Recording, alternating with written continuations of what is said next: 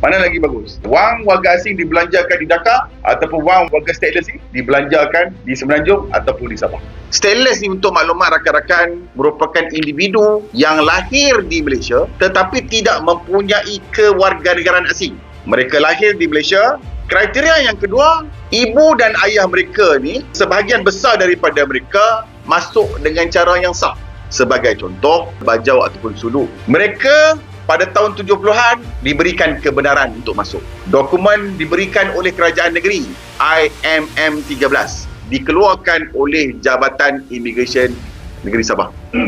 Diberikan kepada pelarian. Dan ada sebahagian daripada mereka dikeluarkan dokumen-dokumen daripada kerajaan negeri. Biasa kita panggil task force, burung-burung, JKM. Tetapi masalahnya adalah anak cucu mereka. Generasi ketiga, keempat, kelima dan sekarang ni generasi dah sampai ke-6. Kenapa saya nak bezakan? Sebab ramai orang cakap, apa ni, Malaysia ni sokong pendatang tanpa izin. Stop dulu. Jangan sebut perkataan tu tak tepat.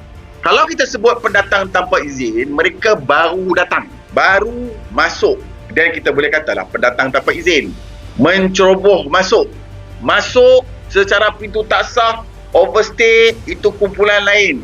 Kita bercakap mengenai kumpulan stateless. Baru-baru ni terdapat satu kenyataan yang telah dikeluarkan oleh Mufti Negeri Sabah sendiri, di mana pihak Mufti Negeri Sabah tadi telah mengeluarkan satu kenyataan, masyarakat stateless ini atas dasar Islam, atas dasar kemanusiaan, mereka ni perlu diberikan dokumen. Dan dia telah mengandaikan bahawa ada hampir 1 juta. Itu yang menarik perhatian kami. Sebab apa?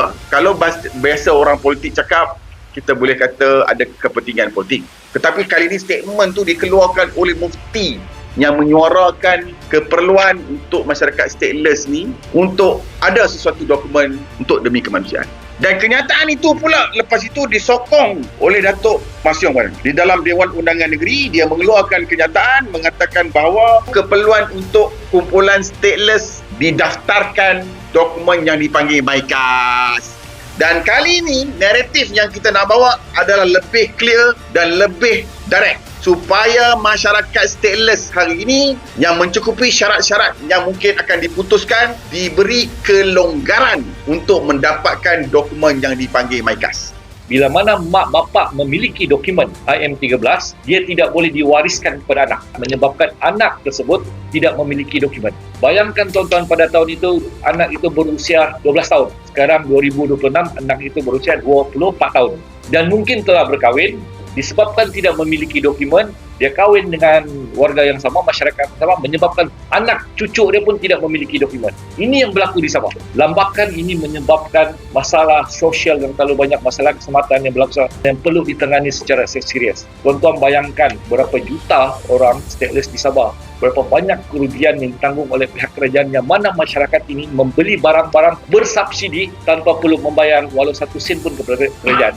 Menggunakan semua kemudahan infra yang kerajaan sediakan, yang mana diperoleh daripada cukai tanpa perlu membayar kepada pihak kerajaan. Ini pada sudut ekonomi yang kita tengok. Sedangkan kerajaan Malaysia setiap tahun mengambil 1 juta, 2 juta orang warga pekerja asing di Semenanjung sampai daripada negara sumber, sampai di airport, diberi permit 2 tahun. Lepas 2 tahun kita sambung jadi PTI. Masalah semakin bertambah.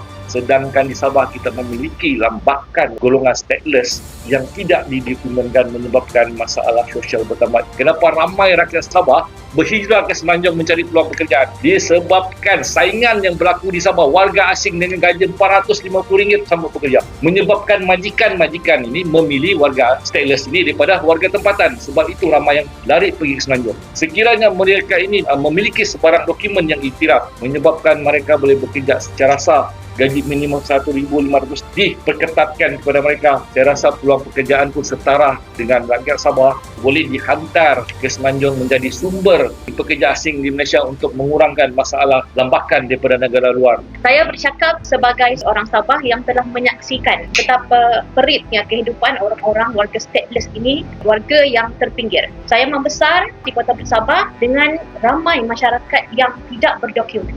Kalau kita bercakap mengenai kemanusiaan, human rights, basic rights, tapi mereka tidak ada rights to live langsung. Pendidikan, dari segi sosial, ekonomi, semua mereka tidak dapat. Jadi apa yang kita menggesa Kerajaan Persekutuan hari ini untuk melonggarkan syarat-syarat MYKAS untuk diberikan kepada masyarakat stateless. Bukan sahaja di Sabah, saya percaya ada di Semenanjung.